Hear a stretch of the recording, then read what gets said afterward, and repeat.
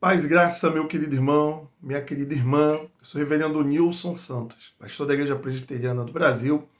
Nós estamos aqui para fazer um devocional de Quaresma, de preparação para a Páscoa cristã. E a leitura proposta pelo nosso lecionário cristão é de Lucas, capítulo de número 21, do verso 34 a 37, assim como o capítulo 22, do verso 1 até o verso 6. Eu não vou fazer a leitura, vou apenas fazer o comentário.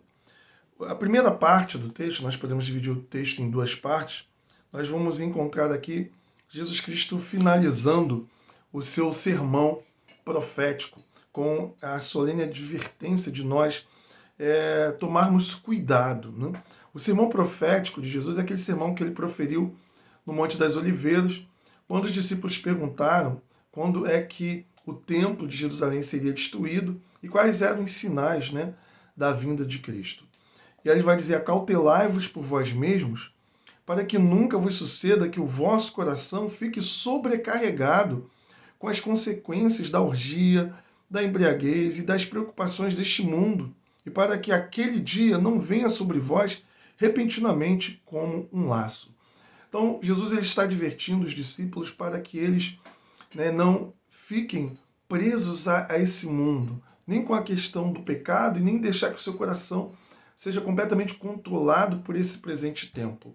Por isso, lá no verso 26, ele vai dizer, de forma enfática: vigiai, pois a todo tempo orando, para que possais escapar de todas essas coisas. Ou seja, a grande questão é, o crente deve viver em prontidão, numa postura vigilante. Nós vivemos em tempos difíceis, tempos ameaçadores, e essas ameaças elas vêm sobre nós de diversas maneiras, de diversas formas. São epidemias, são guerras. Essa tensão que nós estamos vivendo na questão da guerra da Rússia versus Ucrânia, nós não sabemos a abrangência dessa guerra e as consequências. A todo tempo nós precisamos fazer leitura do contexto em que nós estamos inseridos, porque a Bíblia nos fala que à medida que vamos nos aproximando da volta de Jesus Cristo, os conflitos, tudo aquilo que foi profetizado por Jesus de forma bem descrita em Mateus capítulo 24, vão se intensificando ao longo da história. E o crente ele precisa estar preparado, ele precisa estar sensível. Há muito crente vacilante, há muito crente que não está vigiando, há muito crente que mesmo nesse tempo que nós estamos vivendo, está namorando, está flertando com o mundo, está com o coração dividido. E Jesus ele faz essa solene advertência para que possamos vigiar, para que possamos estar em prontidão, para que possamos estar como aqueles que estão preparados para a volta do Senhor, para aqueles que estão preparados assim, então, para não serem encontrados de forma faltosa. Mas aí o texto nos fala, logo depois, do verso 1 ao verso 6, que um dos discípulos de Jesus Cristo, e por ocasião da Páscoa que se aproximava, ele foi exatamente negociar acerca de Jesus, ele foi trair. E esse discípulo era Judas Iscariotes. E aí por diversas vezes, a gente malha o Judas, né? Ou seja, a gente critica o Judas, a gente fala como que pode, aquele homem que viveu com Jesus, que viu Jesus realizando milagres, ele traiu o mestre. Mas muitas das vezes, meu irmão, minha irmã, nós somos como Judas também. Às vezes a gente quer ver mudança, a gente quer ver transformações, a gente quer ver as coisas acontecendo. E muitas das vezes a nossa cabeça, a nossa mente está com foco nas coisas desse mundo presente, como essa advertência que o próprio Jesus fez no final do sermão profético, para que nosso coração não estivesse preso a esse mundo. E aí Judas ele representa todas as vezes que nós estamos com a nossa mente, o nosso foco muito mais nesse plano do que nas coisas eternas.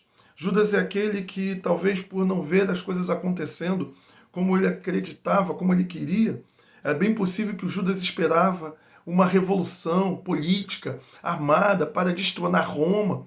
Muitos cristãos também esperam por soluções através de governos, de ideologias, de filosofias dessa presente era. E Judas, então, quando não vê a coisa acontecendo, ele permite que o seu coração enganoso, que a sua cobiça assuma o controle das suas atitudes, e ele vem de Jesus. Mas eu gostaria de trazer uma aplicação, de não ficar apenas olhando para a atitude de Judas e condená-lo, pois a própria história, o próprio Deus já o condenou. Mas quantas vezes nós também vendemos Jesus? Quantas vezes também nós traímos Jesus? Quantas vezes nós também negociamos Jesus? Por um namorado, por uma pessoa, por uma amizade, por uma prática ilícita no trabalho. Nós vendemos pela imoralidade da pornografia, pela imoralidade daquilo que compartilhamos e que falamos. Quantas vezes nós vendemos Jesus com as nossas ações pecaminosas, a nossa falta de ética nos nossos negócios, quando nós fazemos coisas ilícitas, quando nós estamos indo contra os princípios do Evangelho do Reino, que nós cremos, que deveria estar no nosso coração e que deveríamos seguir, mas nós simplesmente, por causa do apego às questões materiais, do apego às nossas vontades, aos nossos projetos individualistas, pessoais, nós vendemos a nossa fé, os nossos princípios e valores cristãos, cedendo ao pecado, abrindo mão de determinadas coisas para abraçar os nossos projetos, os nossos sonhos pessoais de vida e abandonar o projeto e o plano de Deus. Portanto, o texto de hoje nos convida exatamente a esses dois pontos. A nós vigiarmos para que nosso coração não esteja preso a esse mundo e nem sejamos encontrados envolvidos com o pecado, pois Cristo está voltando, e ao mesmo tempo para que não sejamos como um dos discípulos de Jesus, traidor. Traidor porque amou ao seu projeto pessoal, amou muito mais as coisas materiais do que o próprio Cristo e o projeto do Evangelho do Reino. Vamos orar nesse momento? Pai bendito, em nome de Jesus Cristo, ajuda-nos a enxergar, a fazer leitura de tudo que nós vivemos a partir do Cristo, a partir da palavra do Senhor, e não a partir das nossas vontades, dos nossos desejos individualistas e pessoais. Ajuda-nos a não nos encontrarmos, ó Pai, em atitudes, em uma postura semelhante à de Judas, é que te traímos o tempo todo com os nossos pecados, com as nossas cobiças, com os nossos projetos individualistas e pessoais, negando a sua vontade, o seu projeto na nossa vida, ou na vida da sua igreja que estamos envolvidos.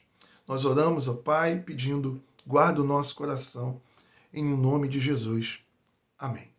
Se você gostou dessa mensagem, se essa mensagem falou ao seu coração, curta a página da nossa igreja, compartilha. Se você ainda não é inscrito, se inscreva e certamente ao compartilhar, uma pessoa também poderá ouvir essa mensagem que falará profundamente ao seu coração e você será um instrumento de Deus para espalhar o Evangelho do Reino. Deus abençoe, em nome do Pai, do Filho e do Espírito Santo. Amém.